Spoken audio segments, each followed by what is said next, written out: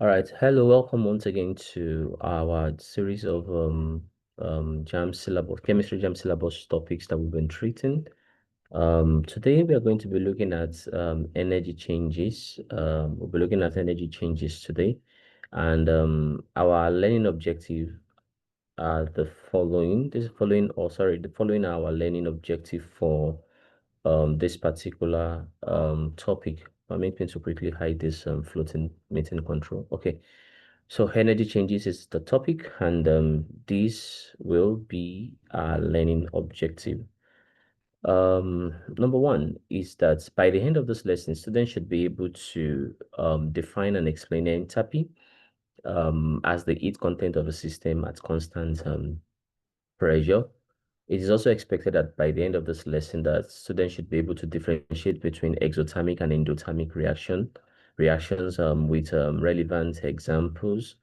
It is also expected that you should be able to identify energy changes and involved in physical processes such as melting, evaporation, and freezing. So it's also expected that you should be able to interpret energy level diagram for both endothermic and exothermic reactions, and also to be able to define entropy and describe it as a measure of disorder in a system. So also to be able to relate entropy to the physical state of substances and the degree of disorder. So these, and then to be able to calculate entropy changes using standard entropy values for reactants and products. So these are some of the things that we're going to be covering in the course of this lesson. You're also expected to be able to explain spontaneity of reaction using Gibbs-free energy. That's delta G. And so apply the relationship delta G equals to delta H minus T delta S. So you should be able to that is standard Gibbs free energy equals to standard enthalpy minus temperature multiplied by the standard entropy. So these are some of the things that we expected to know as we go along in this lesson. So let's start off with the first slide, talking about energy changes now. Now, energy changes, delta H, and physical and chemical changes. That's the first thing that we want to look at now. And enthalpy, which is delta H, would define it as the total heat content of a system at constant pressure. It is represented as delta H for a reaction or process. So that's the enthalpy. Okay. It tells us whether it is absorbed or released. That is one thing, the indicator when you have enthalpy. Yeah, it helps us to know, oh, is it an heat absorbed, it is absorbed into the system or released into the environment. And they have their own peculiar terms, which called exothermic and then endothermic reaction, as the case may be. So enthalpy is basically the total heat content of a system at constant pressure. So it is represented by delta H for a reaction or process. Okay. Now there are different types of delta H. There are different types of delta H. The first one is called exothermic reaction. As a I mean, enthalpy for there are different types of enthalpy of reaction. So the first one is the one we call exothermic reaction, in which delta H is less than zero. That tends towards negative. So that is the first one. And in exothermic reaction, what happens is that heat is released to the surroundings. The heat is not absorbed, but rather it is released to the surroundings. Then the temperature of the surrounding will increase. It's natural. When heat is released to the surrounding, definitely the temperature of the surroundings will most definitely increase, as the case may be. So that's exothermic reaction. So delta H is less than what? Is less than zero for exothermic reaction. Okay. Example of such is what we find in combustion of methane. Combustion of methane is an example of an exothermic reaction. And basically what happens is that methane bonds in oxygen to give us CO2 and water. And then the enthalpy of that reaction is minus 890 kilojoule per mole. That's the enthalpy of that reaction. So it is an exothermic reaction. Why? because it is giving off into the environment. The second example of an exothermic reaction is the solution of sodium hydroxide in water. For as many people have done this in the laboratory, when you drop sodium hydroxide in water, you add water to a container containing sodium hydroxide, and you fill the body of that container or the beaker, you discover that it is warm. This shows that is giving off to the environment. So it's an example of an exothermic reaction in which the delta H is in the negative, is less than 0. So that's an example. The other type of enthalpy of reaction is what we call the enthalpy that we see in endothermic reaction. In endothermic reaction, the enthalpy delta H is greater than 0. Don't forget, in exothermic, it is less than 0.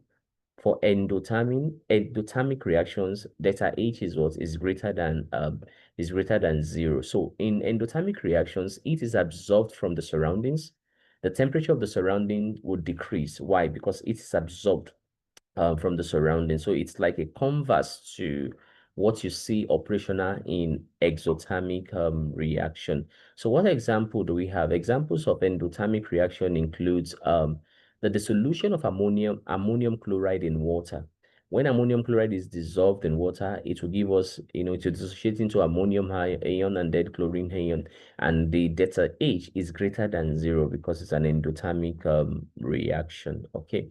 Having said that, let's move to the next slide. And this one talks about energy changes in physical processes too. Energy changes in physical processes. And we want to look at melting, evaporation, sublimation, and we categorize all of them to be what?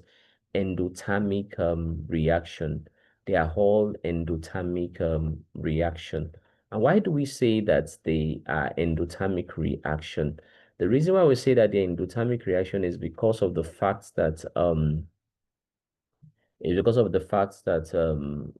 it is absorbed, it is absorbed, so to speak.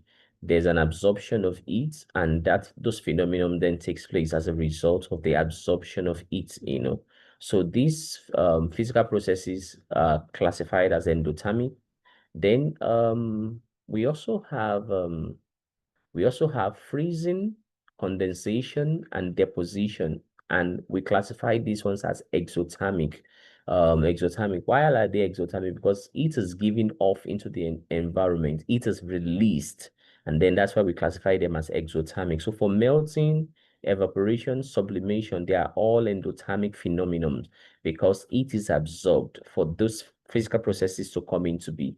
But for freezing, condensation, and deposition, they are exothermic because it is released, you understand?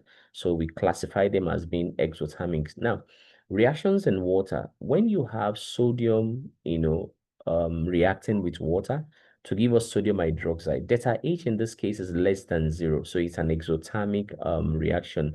I'm talking about energy changes in terms of chemical processes now, and that's why I'm citing the reaction of sodium in water with water. So that's an exothermic reaction when sodium reacts with water to give us sodium hydroxide and hydrogen gas that is giving off is exothermic in nature. Also, when potassium reacts with water, similar to sodium, but even more vigorous and highly exothermic. So more heat is given off to the environment when potassium reacts with water. Another thing again, as regards energy changes in terms of chemical processes now, when ammonium chloride dissolves in water, it's an endothermic phenomenon. Why? Because it is absorbed into the system, so it is endothermic in nature. Okay, having said that, their graphical representation of heat changes, which we refer to as energy diagram. We could refer to them as energy diagram. Now, this is what happens basically. You have a situation whereby energy level diagram let me just explain this. Energy level diagrams can visually represent endothermic and exothermic reaction. And we're going to see an example of such graphical representation very shortly. So you can use energy level diagrams to visually represent an endothermic and an exothermic reaction, as the case may be. Now, in endothermic reactions, the reactants have higher bond energy. That is, they have stronger bond than the product. So that is what happens. So you discover that the energy diagram is skewed somehow, to the reactant side, you understand. So and that's what happens in the endothermic reaction. Just that have higher bond energy, stronger bond than the products. The strong bonds have lower potential energy than weak bonds. Hence, the energy of the reactant is lower than that of the product. This type of reaction is represented by an uphill energy level diagram. We are going to see that very shortly. Then we have in exothermic reaction, the bonds in the products have higher bond energy.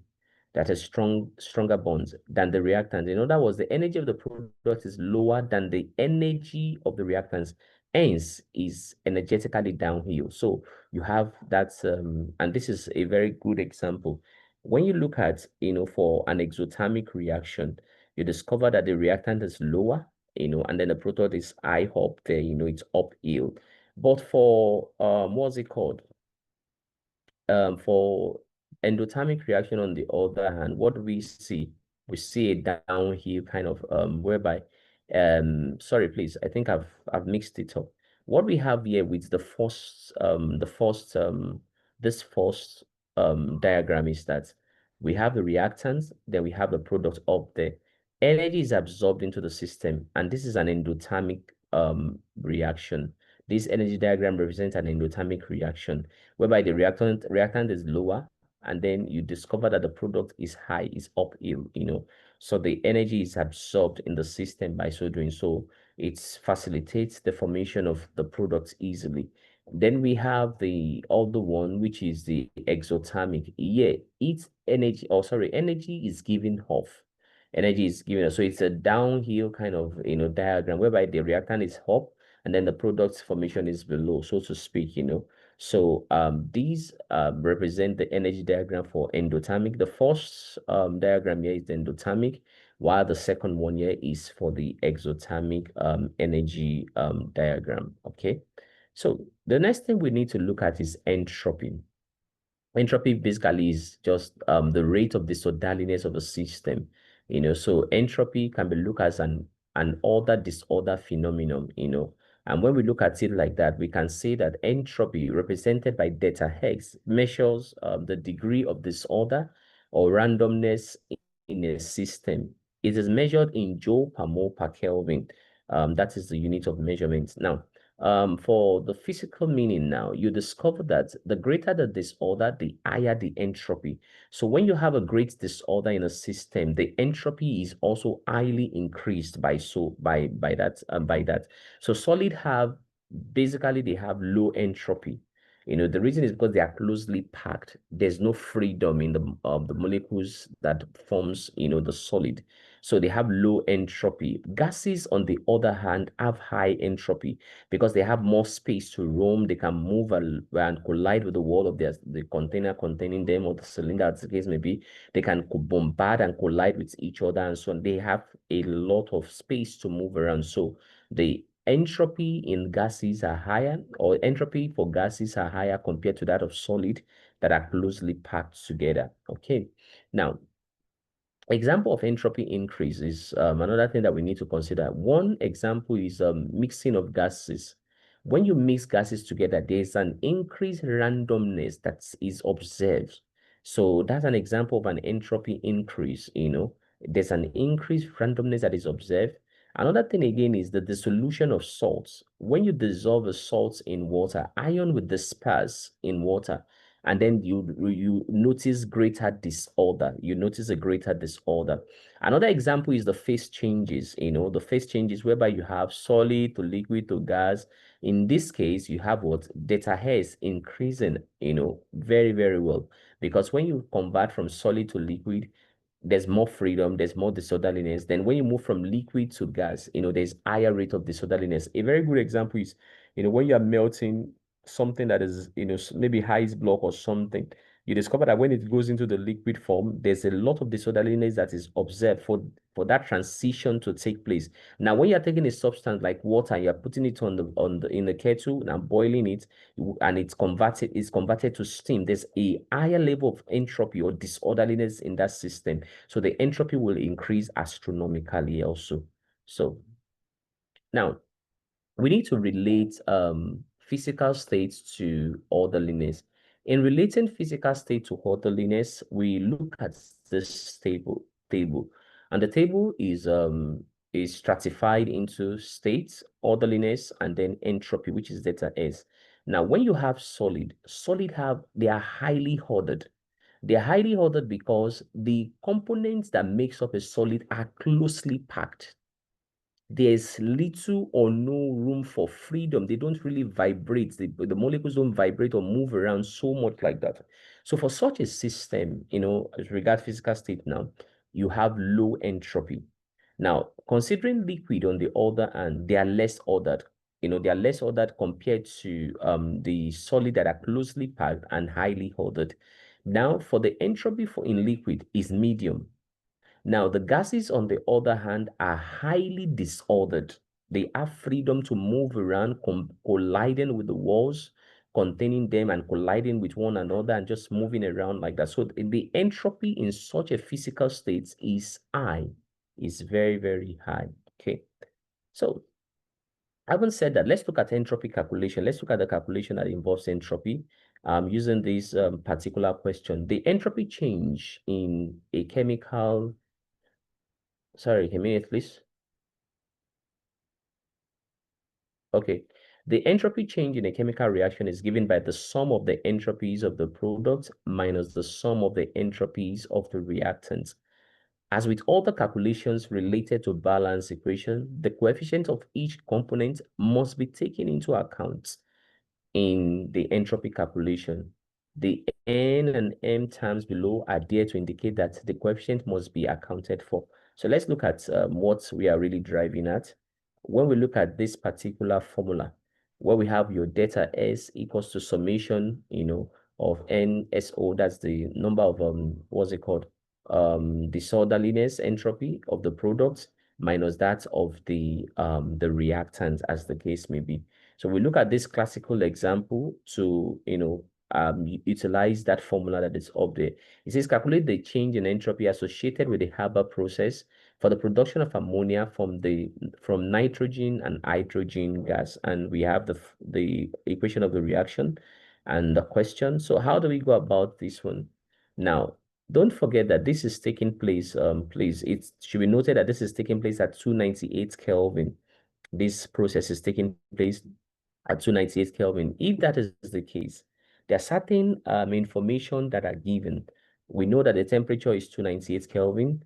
We know that the entropy for ammonia is 192.5 joule per mole Kelvin.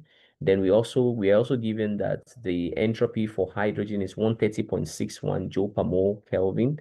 We also know that the entropy for nitrogen is 191.5 joule per mole Kelvin. So if that is the case, let's try to now use these given parameters to now solve the question that has been given to us. Don't forget the question. We said we should calculate the change in entropy associated with the Haber process for the production of ammonia from nitrogen and hydrogen. And we're given all these parameters. Okay, so let's plug it in and let's do the calculation now. Now, the solution looks like this.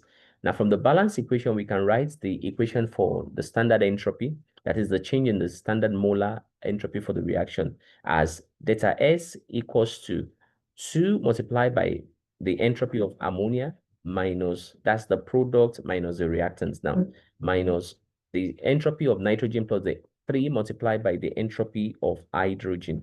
Now, when you do that, you end up having your standard molar entropy for the reaction to be 198.3 joule per mole per Kelvin. Now, it will appear that the process results in a decrease in entropy. That is, a decrease in disorder. This is expected because we are decreasing the number of gas molecules. Now, in other words, nitrogen gas used to float around independently of the hydrogen gas molecule.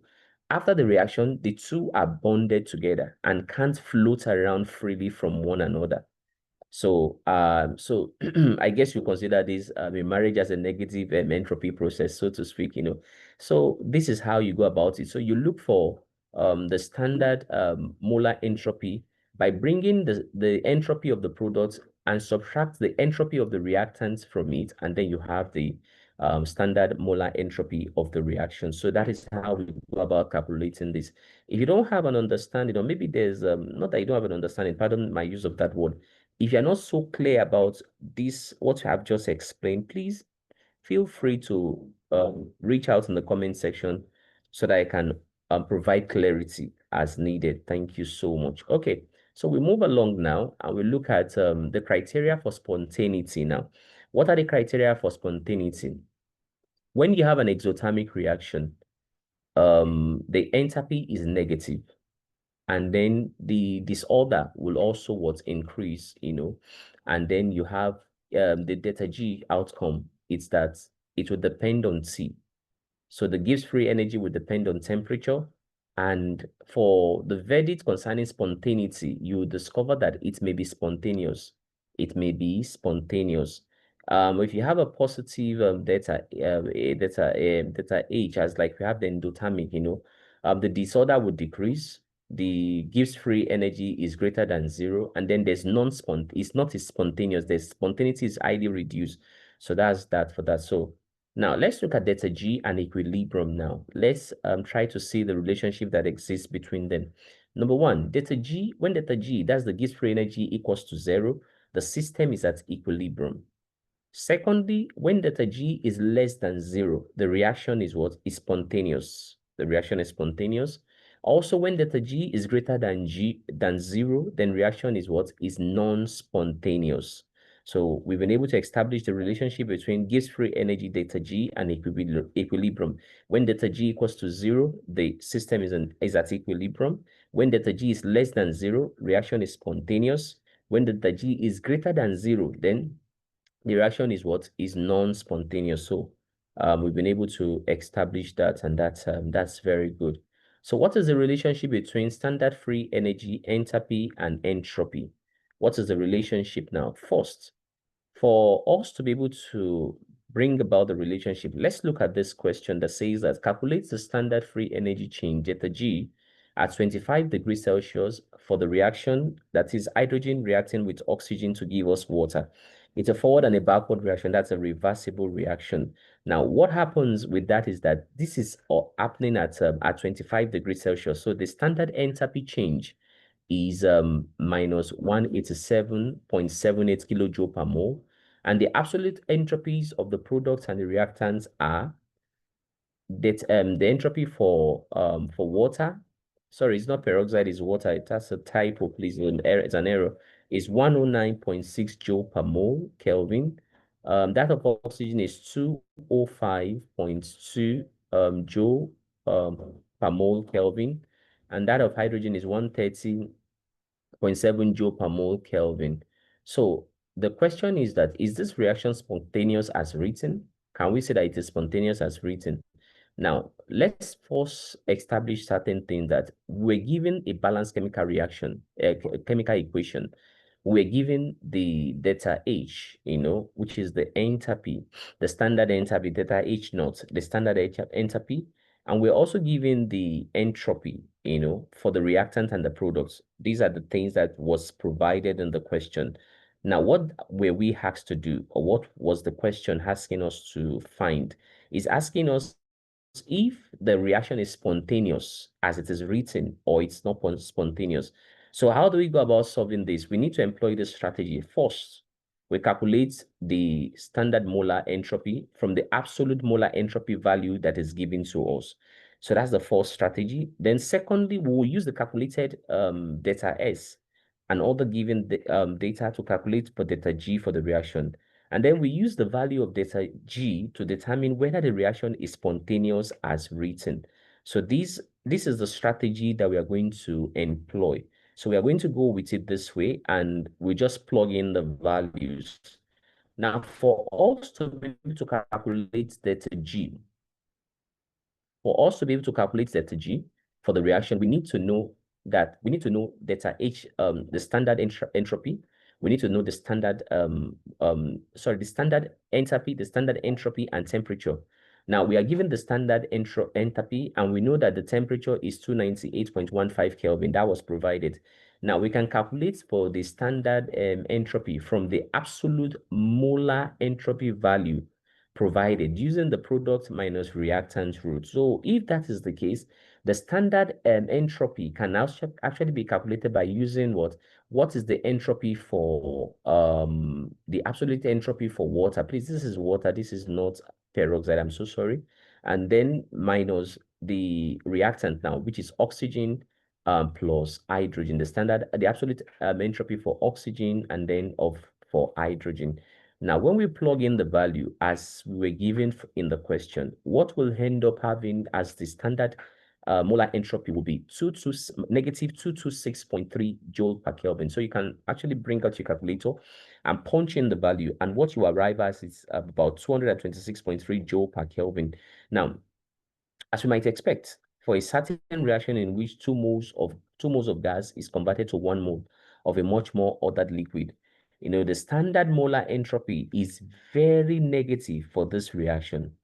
Now, substituting the appropriate quantities into the equation as we were told, and then we bring in the connecting formula, which is standard Gibbs free energy equals to standard enthalpy minus temperature multiplied by what? Standard molar entropy. Now, plugging in the values that we have, we know that our standard enthalpy is 187.78 kilojoule per mole. We equally know that our temperature is 298.15 Kelvin. And from our calculation, we know that our standard molar entropy is minus 226.3 joule. So we can plug that in, and then we want to convert everything back to what's it to kilojoule. And that's why we are multiplying by by that 1000 that we have there. So when we go about all this, what we'll end up having will be what? 1 minus 187.78 plus 67.47 kilojoule per mole. So when you do the maths, you end up having as the standard Gibbs free energy to be minus 120.31 kilojoule per mole. Now, the negative value of delta G indicates that the reaction is spontaneous. We've established that also earlier. When delta G is negative, it means that the reaction is what? Is spontaneous. So because delta S and delta H for this reaction have the same sign, the sign of delta G depends on the relative magnitude of delta H, standard enthalpy, and T, and then T change in what's it called? Entropy. So in this particular case, the enthalpy term dominates, indicating that the strength of the bonds formed in the product more than compensate for the unfavorable delta S, standard, terms for the energy needed to break bonds in the reactant. So this is how we go about, these and these. So we've been able to establish the relation between standard Gibbs free energy, standard enthalpy, and then the temperature, and then the standard molar entropy. Okay, so moving along now, I want to summarize what we have learned so far. And what exactly have we learned? We've been able to look at delta H, and we indicate that it is the heat either absorbed or released into the environment. And we have been able to describe delta H when it is heat absorbed as endothermic reaction, and when it is released as exothermic reaction. So we've talked about exothermic reaction being that it is delta H less than 0 in the negative. So endothermic on the other is delta H that when it is greater than 0. We've also been able to look at the entropy as the measure of disorder. So we say the higher the disorder, the higher the entropy. Okay. So we have looked at that. Then we have also determined delta H as regards spontaneity. The last question we even solved, showed that. So we've described delta G in terms of spontaneity, negative delta G shows spontaneity, positive does not show spontaneity, as the case may be. Okay, so we have been able to do that. And then we also established a relationship between what's it called? Data G and equilibrium. So we've been able to cover that in the course of this lesson. So let me quickly evaluate this class and with the following question. If you have any other question based on what I've discussed so far, you can put it in the comment section, and then I will react and take it up accordingly and do the needful to it. So let's look at this first question that say that a chemical, just a minute. Okay. A chemical reaction has delta H, which equals to minus 75 kilojoule per mole. and delta S as minus 250 joule per mole Kelvin. At what temperature will the reaction just become non-spontaneous? That is, delta G equals to 0. Okay, looking at this now, we have the following options that we are provided. So let's see, just applying the formula, the connecting formula, you can actually get what the answer is. So please attempt it and put your answer in the comment section so that I'll be very sure that you understand the concepts that we have been looking at so far. The second one is, given the data below, calculate delta S standard. That's the standard entropy change for the reaction. And the reaction is stated, I think we've solved something like this before. So, but there's a little tweak with the number now. Now you're given these parameters. These are the parameters that we're given. So I want to use that to calculate delta S for the reaction. So you tell me, out of all these options that you have here, which one is the right answer? So you're just connecting the formula that has to do with um delta G, delta S, enthalpy, and then temperature. So you apply that and then you'll be able to, get the whole thing done. Okay. No, so sorry, pardon me. What you do with this one is actually delta S standard will be equals to what we have in the product, this absolute enthalpy for product minus the absolute enthalpy for the reactant. Okay, so that's what you have with that one. Then it says which equation represent the Gibbs free energy change. Look at the equations and tell me which one is the right answer. Tell me what you feel is the right answer in the comment section. Okay. And then energy level diagram for endothermic reaction show what now? What does it show? Look at the options and let me know what you feel it's the right answer. And then when delta G equals to 0, the system is said to be what now? It's said to be spontaneous, non-spontaneous, at equilibrium, or explosive. So let me know what the answers are and the answer is, and then I will react accordingly in the comment section. Okay. So which of these reaction is most likely to be spontaneous at room temperature? So let's look at them one after the other. Which one is likely to be more spontaneous at room temperature? So look at them, tell me what the answer is. I've covered this in the course of the teaching, so you can actually get what it is, concerning spontaneity at room temperature. So look at them one after the other and let me know what your answer is. Okay, yeah. In which of the following is entropy expected to be highest? Is it in ice? Is it in steam? Is it in liquid water or sodium chloride crystal? So look through it and let me know. But I can tell you without gainsaying, at least based on what you have said before, that if you look at that question number 7, that disorderliness is when we're talking about this entropy as regard physical state, you know that when you have the gaseous state, you have more disorderliness and then the entropy will be higher.